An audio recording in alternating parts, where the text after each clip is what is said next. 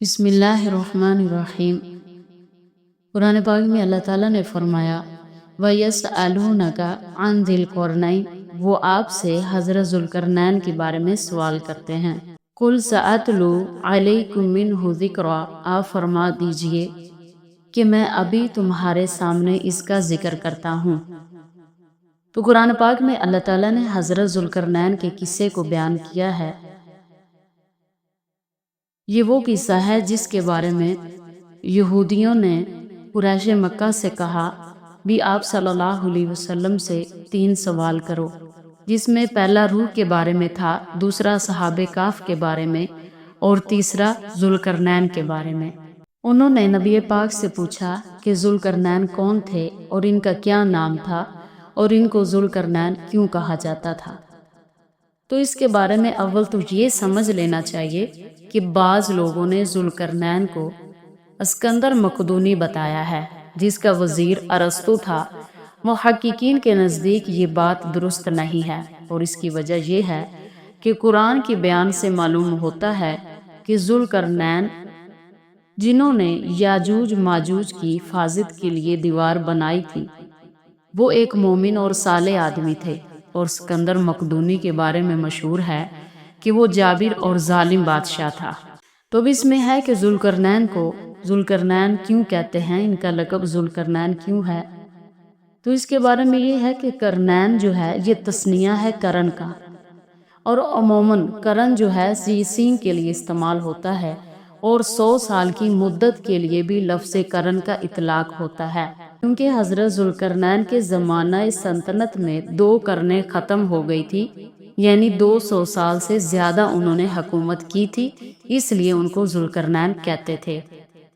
تو حضرت ذوالقرنین نے 3 سفر کیے تھے، جن کا ذکر اللہ نے قرآن پاک میں فرمایا ہے، مطلب انہوں نے پوری دنیا کو فتح کیا تھا۔ پہلا جو ان کا سفر ہے وہ مغرب کا سفر تھا۔ جب قریش نے سوال کیا کہ ذوالقرنین کے بارے میں، تب ذوالقرنین کے بارے میں اللہ تعالیٰ نے ارشاد فرمایا کہ ذوالقرنین کو زمین میں حکومت دی تھی، اور ہم نے ان کو ہر قسم کا سامان دیا تھا جو حکومت کی ضرورت پوری کرنے کے لیے ہوتا ہے۔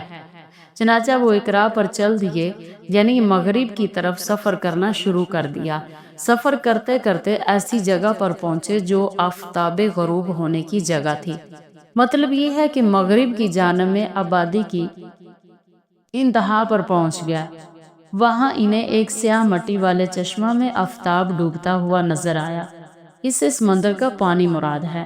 عینٌ عربی زبان میں چشمے کو اور حامیۃٌ کالے رنگ کے کیچڑ اور دلدل کو کہا جاتا ہے۔ صاحب روح المعانی لکھتے ہیں کہ عین حامیہ، اس سے مراد کوئی ایسا چشمہ ہے جو سمندر میں تھا، یا اس سے مراد سمندر ہی ہے، اور سمندر کو عین یعنی چشمہ نام رکھنے میں کچھ حرج نہیں، کیونکہ وہ اللہ تعالیٰ کی عظمت کے سامنے ایک قطرہ کی حیثیت نہیں رکھتا۔ لیکن کالی مٹی والے چشمے میں آفتاب غروب ہوتا ہوا نظر آنا یہ بتاتا ہے کہ دور دراز دوسرے کنارے پر آفتاب ڈوبتا ہوا معلوم ہوا، کیونکہ عام محاورہ میں کچڑ اس مٹی کو کہا جاتا ہے جو تھوڑے پانی میں ہو، اور عموماً کناروں پر تھوڑا پانی ہی ہوتا ہے۔ آفتاب حقیقت میں سمندر میں غروب نہیں ہوتا، مگر سمندر سے آگے نگاہ نہ پہنچنے کی وجہ سے سمندر ہی میں ڈوبتا ہوا معلوم ہوتا ہے۔ جن حضرات نے سمندری سفر کیے ہیں انہوں نے بارہا پانی کے جہاز میں یہ منظر دیکھا ہوگا۔ وہاں جو پہنچے تو دیکھا کہ ایک قوم آباد ہے۔ اللہ تعالیٰ نے فرمایا ذوالقرنین تمہیں اختیار ہے، خواہ ان کو عذاب دو، یعنی کہ ان کو قتل کر دو، یا ان کے بارے میں نرمی کا معاملہ اختیار کرو، یعنی کہ ان کو ایمان کی دعوت دو، پھر نہ مانے تو قتل کر دینا۔ تو اس سے ایسا معلوم ہوتا ہے کہ ان لوگوں کو پہلے دعوت ایمان پہنچ چکی تھی، وہ اس کے باوجود بھی کافر تھے، اس لیے مستقل طور پر دعوت دیے بغیر بھی قتل کر دینے کا اختیار عطا فرما دیا۔ ذوالقرنین نے عرض کیا کہ ہم پہلے انہیں ایمان کی دعوت دیں گے، دعوت دینے کے بعد جس شخص نے ظلم کی راہ اختیار کی، یعنی کفر پر ہی برقرار رہا، تو ہم اسے سزا دیں گے، قتل کریں یا اور کوئی صورت اختیار کریں، اور یہ سزا دنیاوی ہوگی۔ پھر جب وہ اپنے رب کے پاس واپس لوٹایا جائے گا، یعنی موت کے بعد بارگاہ خداوندی میں حاضر ہوگا، تو وہ اسے بری سزا دے گا، اور جو شخص دعوت حق کو قبول کرے گا اور ایمان لے آئے گا اور نیک عمل کرے گا تو آخرت میں اس کے لیے ایمان و عمل کے بدلہ بھلائی ملے گی، یعنی جنت میں داخل ہوگا، جیسے کہ اللہ تعالیٰ نے سورۃ یونس میں فرمایا للذین احسنوا الحسنی وزیادہ، اور ہم بھی اپنے برتاؤ میں اس کو آسان بات کہیں گے، یعنی ہماری طرف سے اس پر کوئی عملی یا زبانی سختی نہ ہوگی۔ پہلے انہوں نے مغرب کا سفر کیا، اس کے بعد انہوں نے مشرق کا سفر کیا، جیسے کہ اللہ نے قرآن پاک میں فرمایا ثم اتبع سببا، مطلب مغرب کے سفر کے بعد ذوالقرنین نے مشرق کے ممالک کا رخ کیا اور مشرق کی جانب چل دیے۔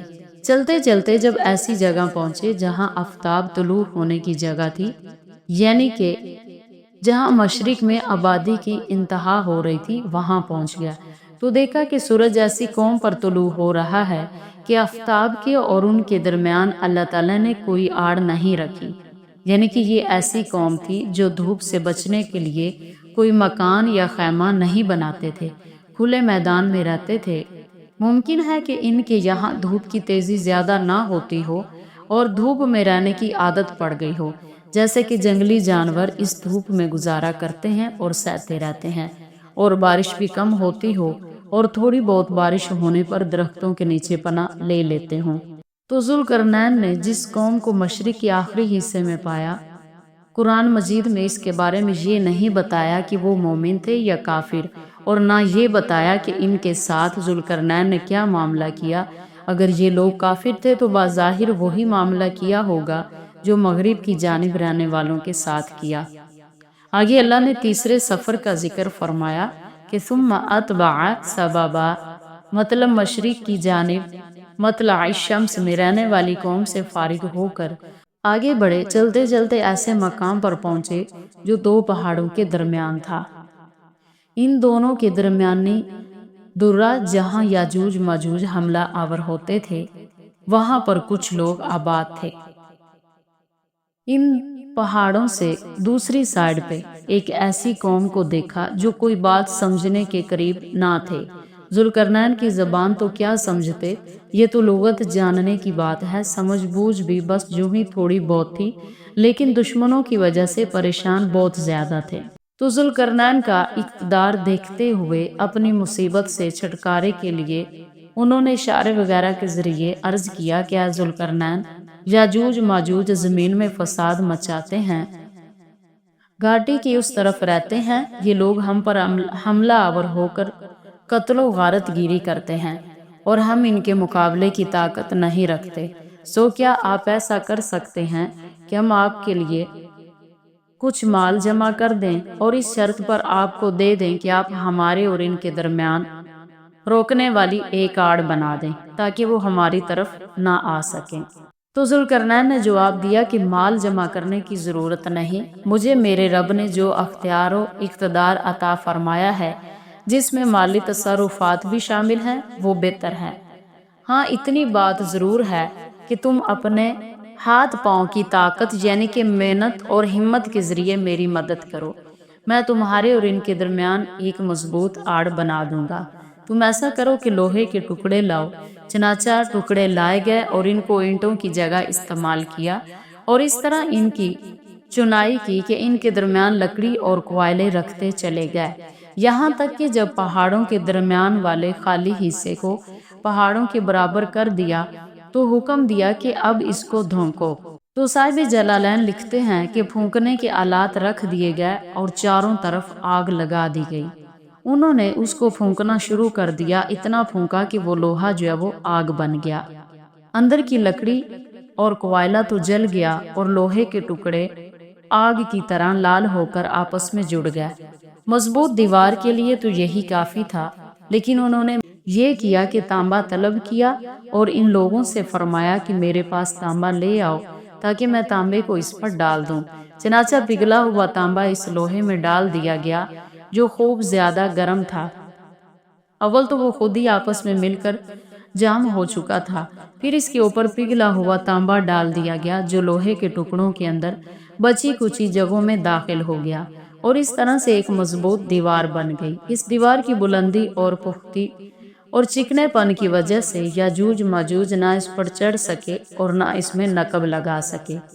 جب ذوالقرنین دیوار بنا کر فارغ ہوئے تو کہنے لگے ھذا رحمت من ربی، کہ یہ میرے رب کی طرف سے بڑی رحمت ہے، اور دیوار کا تیار ہو جانا مجھ پر اللہ تعالیٰ کی بڑی رحمت ہے۔ مجھے اس نے اس کام میں لگایا اور ان لوگوں کے لیے بھی رحمت ہے جن کو یاجوج ماجوج دکھ دیتے تھے اور غارت گیری کرتے تھے۔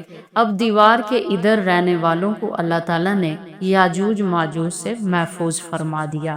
آگے اللہ تعالیٰ نے فرمایا فَإِذَا جَاءَ وَعْدُ رَبِّي جَعَلَهُ دَكَّ، سو جب میرے رب کا وعدہ آ پہنچے گا، یعنی کہ جب اس کے فنا ہونے کا وقت لوٹ آئے گا تو میرا رب اسے چورا چورا بنا دے گا۔ وَكَانَ وَعْدُ رَبِّي حَقًّا، اور میرے رب کا وعدہ سچا ہے، یعنی کہ اس نے جو کچھ وعدے فرمائے ہیں اور اپنی مخلوق کے بارے میں خبریں دی ہیں وہ سب سچی ہیں اور ان کا وقوع ہونا ہی ہوتا ہے۔ تو اس وعدے سے کیا مراد ہے، اس کے بارے میں مفسرین کے قول ہیں۔ بعض حضرات نے فرمایا کہ اس سے وقوع قیامت مراد ہے، اور بعض نے فرمایا کہ یاجوج ماجوج کا نکلنا مراد ہے، کہ جب وہ نکلیں گے تو یہ دیوار ختم کر دی جائے گی۔ تو یاجوج اور ماجوج کب نکلیں گے تو اس کے بارے میں آتا ہے، اللہ نے فرمایا سورۃ انبیاء میں حتی اذا فتحت یاجوج وماجوج وہم من کل حدب ینسلون، یہاں تک کہ جب یاجوج اور ماجوج کھول دیے جائیں گے اور وہ ہر اونچی جگہ سے جلدی جلدی نکل پڑیں گے۔ تو اس آیت میں تو قیامت کے قریب یاجوج کے نکلنے اور پھیل پڑنے کا ذکر ہے۔ صحیح مسلم میں فرمایا ہے، لکھا ہے کہ آپ صلی اللہ علیہ وسلم نے ارشاد فرمایا کہ بلا شبہ قیامت اس وقت تک واقع نہ ہوگی جب تک کہ 10 علامات کا ظہور نہ ہو جائے۔ اس میں سے پہلی علامت مشرق میں لوگوں کی زمین میں دھنس جانے کا واقعہ پیش آنا، مطلب مشرق کی جانب لوگ جو ہیں وہ زمین کے اندر دھنس جائیں گے۔ اسی طرح مغرب میں زمین میں دھنس جانے کا واقعہ پیش آنا، اور تیسرا جزیرہ عرب میں دھنس جانے کا واقعہ پیش آنا، چوتھا دھواں ظاہر ہونا، پانچواں دجال کا نکلنا، چھٹا دعوت الارض کا ظاہر ہونا۔ یہ ایک خاص قسم کا چوپایا ہے جو زمین سے نکلے گا۔ ساتواں یاجوج ماجوج کا نکلنا، آٹھواں پچھم کی جانب سے سورج کا نکلنا، نواں عدن کے درمیان سے ایک آگ کا نکلنا جو لوگوں کو ان کے محشر کی طرف جمع کرے گی، دسواں عیسیٰ علیہ السلام کا نازل ہونا۔ صحیح مسلم میں ہے کہ دجال کے قتل ہو جانے اور حضرت عیسیٰ علیہ السلام کے لوگوں کے پاس پہنچ کر چہروں پر ہاتھ پھیرنے کا ذکر کرنے کے بعد یاجوج ماجوج کے نکلنے کا ذکر ہے، جس کی تفصیل یہ ہے کہ رسول اللہ صلی اللہ علیہ وسلم نے ارشاد فرمایا کہ عیسیٰ علیہ السلام اسی حال میں یعنی کہ قتل دجال کے بعد لوگوں سے ملنے جلنے میں مصروف ہوں گے کہ ان کی طرف اللہ پاک کی وحی آئے گی کہ بے شک میں اپنے ایسے بندوں کو نکالنے والا ہوں کہ کسی کو ان سے لڑنے کی طاقت نہیں ہے، لہٰذا تم میرے مومن بندوں کو طور پر لے جا کر محفوظ کر دو۔ چنانچہ حضرت عیسیٰ علیہ السلام مسلمانوں کو ساتھ لے کر کوہ طور پر تشریف لے جائیں گے اور اللہ تعالیٰ یاجوج ماجوج کو بھیج دے گا اور وہ ہر بلندی سے تیزی کے ساتھ دوڑیں گے۔ ان کی کثرت کا یہ عالم ہوگا کہ جب اگلا گروہ بحیرہ، لفظ بحیرہ یہ بحرن کی تصغیر ہے اور تبریہ اردن کے قصبات میں سے ایک قصبہ ہے، وہاں ایک نہر ہے، اسی کو بحیرہ سے تعبیر کیا جاتا ہے۔ صحیح مسلم میں روایت ہے کہ یاجوج ماجوج کی جماعت کا پہلا حصہ بحیرہ تبریہ پر گزر جائے گا تو سارا پانی پی لے گا، یہاں تک کہ پیچھے آنے والی انہی کی جماعتوں کے لوگ اسے دیکھیں گے تو یوں کہیں گے یہاں کبھی پانی تھا۔ اس سے اردن والا بحیرہ تبریہ مراد ہے۔ اس کے بعد چلتے چلتے خمر پہاڑ تک پہنچیں گے جو بیت المقدس کا ایک پہاڑ ہے۔ یہاں پہنچ کر کہیں گے کہ ہم زمین والوں کو تو قتل کر چکے، آؤ اب آسمان والوں کو قتل کریں۔ چنانچہ اپنے تیروں کو آسمان کی طرف پھینکیں گے، جنہیں اللہ تعالیٰ اپنی قدرت سے خون میں ڈوبا ہوا واپس فرما دے گا۔ یاجوج ماجوج زمین میں شر اور فساد پھیلا رہے ہوں گے، اور اللہ کے نبی حضرت عیسیٰ علیہ السلام اپنے ساتھیوں کے ساتھ کوہ طور پر گرے ہوئے ہوں گے۔ اس کے بعد اللہ تعالیٰ ان سب کو، یاجوج ماجوج کو ہلاک کر دیں گے۔ پھر اس کے بعد زمین میں امن پیدا ہو جائے گا، اور حضرت عیسیٰ علیہ السلام زمین پر حکومت کریں گے، اور وہاں سے پھر برکتیں شروع ہو جائیں گی۔ ہم سورۃ کاف کا ترجمہ پڑھیں گے، آیت نمبر 83 سے لے کر 110 تک۔ مکمل ترجمہ۔ اور آپ سے ذوالقرنین کے بارے میں دریافت کرتے ہیں، کہہ دو کہ میں اس کا کس قدر حال تمہیں پڑھ کر سناتا ہوں۔ آیت نمبر 84 میں فرمایا، ہم نے اس کو زمین میں بڑی قدرت دی تھی اور ہر طرح کا سامان عطا فرمایا تھا۔ تو اس نے سفر کا ایک سامان کیا، یہاں تک کہ وہ سورج کی غروب ہونے کی جگہ پہنچے تو اسے ایسا پایا کہ ایک کیچڑ کی ندی میں ڈوب رہا ہے، اور اس ندی کے پاس ایک قوم دیکھی۔ ہم نے کہا، ذوالقرنین، تم ان کو خواہ تکلیف دو، خواہ ان کے بارے میں بھلائی اختیار کرو، دونوں باتوں کی تم کو قدرت ہے۔ ذوالقرنین نے کہا کہ جو کفر و بدکاری سے ظلم کرے گا اسے ہم عذاب دیں گے، پھر جب وہ اپنے پروردگار کی طرف لوٹایا جائے گا تو وہ بھی اسے برا عذاب دے گا، اور جو ایمان لائے گا اور عمل نیک کرے گا اس کے لیے بہت اچھا بدلہ ہے، اور ہم اپنے معاملے میں اس پر کسی طرح کی سختی نہیں کریں گے بلکہ اس سے نرم بات کہیں گے۔ پھر اس نے ایک اور سامان سفر کیا، یہاں تک کہ سورج کے طلوع ہونے کے مقام پر پہنچا تو دیکھا کہ وہ ایسے لوگوں پر طلوع کرتا ہے جن کے لیے سورج کے اس طرف کوئی اوٹ نہیں بنائی گئی۔ آیت نمبر 91 میں اللہ نے فرمایا، حقیقت حال یوں تھی، اور جو کچھ اس کے پاس تھا ہم کو اس کی خبر تھی۔ پھر اس نے ایک اور سامان کیا، یہاں تک کہ دو دیواروں کے درمیان پہنچا تو دیکھا کہ ان کے اس طرف کچھ لوگ ہیں کہ بات کو سمجھ نہیں سکتے۔ ان لوگوں نے کہا کہ اے ذوالقرنین، یاجوج اور ماجوج زمین میں فساد کرتے ہیں، بھلا ہم آپ کے لیے خرچ کا انتظام کر دیں کہ آپ ہمارے اور ان کے درمیان ایک دیوار کھینچ دیں۔ ذوالقرنین نے کہا کہ خرچ کا جو مقدور خدا نے مجھے بخشا ہے وہ بہت اچھا ہے، تم مجھے قوت بازو سے مدد دو، میں تمہارے اور ان کے درمیان ایک مضبوط دیوار بنا دوں گا۔ تو تم لوہے کے بڑے بڑے تختے لاؤ۔ چنانچہ کام جاری کر دیا گیا، یہاں تک کہ جب اس نے دونوں پہاڑوں کے درمیان کا حصہ برابر کر دیا اور کہا کہ اب اسے دھونکو، یہاں تک کہ جب اسے آگ کر دیا گیا تو کہا کہ میرے پاس تانبا لاؤ کہ میں اس پر پگھلا کر ڈال دوں۔ پھر ان میں یہ قدرت نہ رہی کہ اس پر چڑھ سکیں، اور نہ یہ طاقت رہی کہ اس میں نقب لگا سکیں۔ بولا کہ یہ میرے پروردگار کی مہربانی ہے، جب میرے پروردگار کا وعدہ آ پہنچے گا تو اس کو ہموار کر دے گا، اور میرے پروردگار کا وعدہ سچا ہے۔ اس روز ہم ان کو چھوڑ دیں گے کہ روح زمین پر پھیل کر ایک دوسرے میں گھس جائیں گے، اور سور پھونکا جائے گا تو ہم سب کو جمع کر لیں گے۔ اور اس روز جہنم کو کافروں کے سامنے لائیں گے جن کی آنکھیں میری یاد سے پردے میں تھی اور وہ سننے کی طاقت نہیں رکھتے تھے۔ کیا کافر یہ خیال کرتے ہیں کہ وہ ہمارے بندوں کو ہمارے سوا اپنا کارساز بنائیں گے تو ہم خفا نہیں ہوں گے؟ ہم نے ایسے کافروں کے لیے جہنم کی مہمانی تیار کر رکھی ہے۔ کہہ دو کہ ہم تمہیں بتائیں جو عملوں کے لحاظ سے بڑے نقصان میں ہیں۔ وہ لوگ جن کی کوشش دنیا کی زندگی میں برباد ہو گئی اور وہ یہ سمجھے ہوئے ہیں کہ وہ اچھے کام کر رہے ہیں۔ یہ وہ لوگ ہیں جنہوں نے اپنے پروردگار کی آیتوں اور اس کے سامنے جانے سے انکار کیا تو ان کے اعمال ضائع ہو گئے، اور ہم قیامت کے دن ان کے لیے کچھ بھی وزن قائم نہیں کریں گے۔ یہ ان کی سزا ہے، یعنی کہ جہنم، اس لیے کہ انہوں نے کفر کیا اور ہماری آیتوں اور ہمارے پیغمبروں کا مذاق اڑایا۔ جو لوگ ایمان لائے اور نیک عمل کیے، ان کے لیے بہشت کے باغ مہمان نوازی ہوگی، ہمیشہ ان میں رہیں گے اور وہاں سے مکان بدلنا نہ چاہیں گے۔